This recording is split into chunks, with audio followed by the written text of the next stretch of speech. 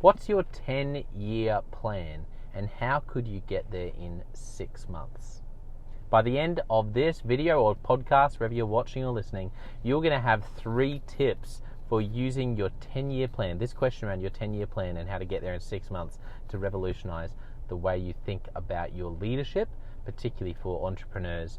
I'm Jono White, the founder and principal consultant of Clarity. We work with leaders around the world, and I just want to thank you for subscribing, following, liking, sharing. It really helps us to get the word out to help more leaders to become the best they can be. So if you haven't done that, if you could do that now, that'd really help us. So the leadership question of the day is, what's your 10-year plan and how could you get there in 6 months? This question comes out of a great book by Tim Ferriss. I don't know if you've heard of Tim Ferriss, very famous for his book, The 4-Hour Workweek, but he also has a great podcast that a friend of mine, Richo, is a massive fan of. So I always hear about the Tim Ferriss podcast from Richo, but I also have come across his book, Tools of Titans, and basically he's taken 200 interviews with some of the most talented and successful people in the world in all different sectors, and he's put together a book where he's compartmentalized, the different tools that these different titans use, and it's a great book. I highly recommend it. But there's one question in there that's where this episode comes from, which is from Peter Thiel. Peter Thiel is a billionaire, and he gave this tool, which is a question he loves to ask, which is, what's your 10-year plan, or what are your 10-year goals, and how could you get there in 6 months? And when I heard this, I just thought it was so profound that I wanted to pass it straight on to you in this podcast. So I'm going to give you 3 tips for using this. The first tip when it comes to asking the question about what's your 10-year plan and how could you get there in 6 months is it's a really obvious one, but it's to write out some 10-year goals. Have you ever done that before? Have you ever written out 10-year goals? This can be really helpful, and I think the most helpful way to think about this is that you're not, how do you put it? It's actually the plan, or it's actually the process of thinking through 10-year goals that's more helpful than the goals themselves. And so don't feel like you're putting together the I have to be there list or something you're going to hold yourself to for the next 10 years.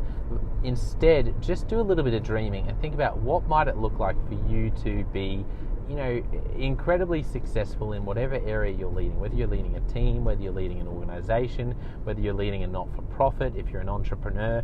What might great success look like in 10 years' time?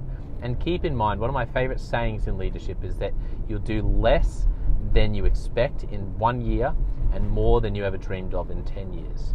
You'll achieve less than you expect in 1 year and more than you ever hoped or dreamed of in 10 years. And that's such a profound thought, because we often think in 1 year, man, I want to smash all these things out of the park. You get a year down the track and you think, what have I actually done? What have I achieved? But if you stick at it, if you're consistent and if you're intentional, then in 10 years, you can be, where a lot of the people are that you're probably looking at going, how did they get there? Well, I guarantee you they didn't get there in 1 year. There's probably a bit of a 10-year story to what they've achieved. So feel free to dream big, but map out a 10-year plan, a 10-year goals, and you can get as detailed as you want with this, but really it's just the answer to this question: what might life look like? What might your organization look like? What might your team look like? What might your systems look like in 10 years from now if you're incredibly successful? So if you have 5 staff and you're running a small business and just getting to some significant profitability in the next year is a bit of a goal for you, well, in 10 years maybe it's 50 staff, maybe it's 5,000 staff, I don't know. It all depends on what success looks like to you, and whether that's lots of staff, whether that's lots of money. Obviously there's always a more important vision to any organization than just money, but money is part of it. And so map out, that's the first tip, is map out, write out what might your life look like in 10 years from now if you're incredibly successful. The second thing that I want you to do is the tip for using this question well, is to now take your 10-year plan or 10-year goals and pass them through the filter of how might you achieve that in 6 months. What variables would you need to significantly leverage and change the lever on to be able to get to that 10-year goal in 6 months. So the first thing you might think of is if your goal in 10 years is to grow to 500 staff, then if you start thinking through the lens of 6 months, maybe there's the idea of getting an investor involved and saying, well, if I had $10 million freed up to actually be able to invest in X, Y, or Z, then the idea of growing at a rate where in 6 months we could actually be in a position to have 500 people would be feasible.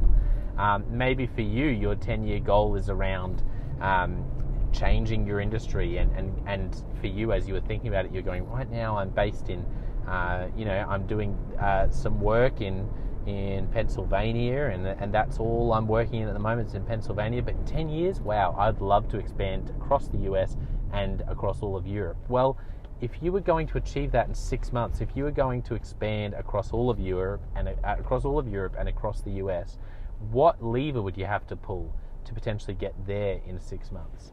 And maybe for you, that changes your advertising strategy, and you've been focusing locally, but if your product or service with some certain tweaks might be able to be expanded, if you could take what you're doing face to face and do that in a more virtual sense, like a lot of people are doing out of COVID, would that free you up to expand into new territories? So I don't know what that is for you, but think this second tip is really just to say, okay, think through your 10-year plan in the lens of 6 months. How could I get there in 6 months?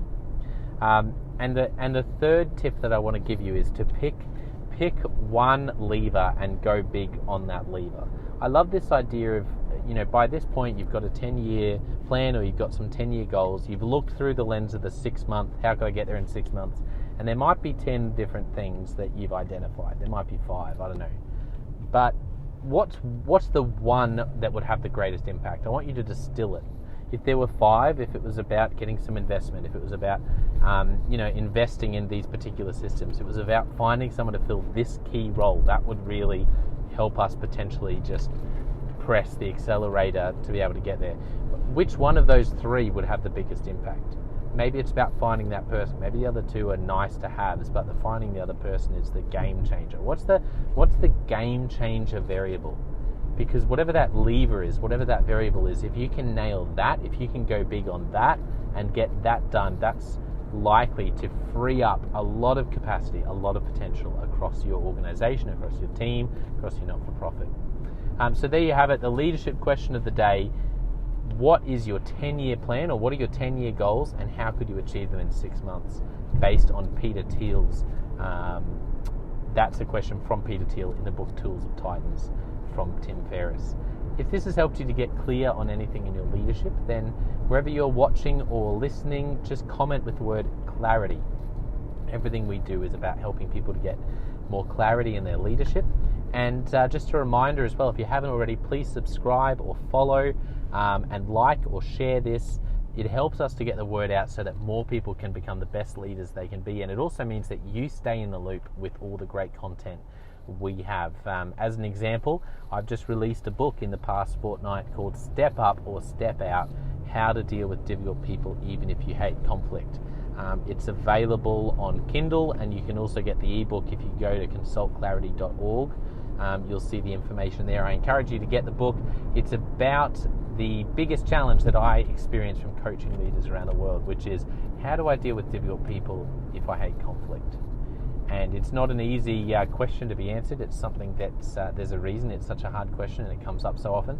And so that's what I've based the book around. My point being that if you follow or like the podcast, or wherever you're watching or listening, then you're going to know about content like the books that we come out with sooner rather than later, and stay in the loop.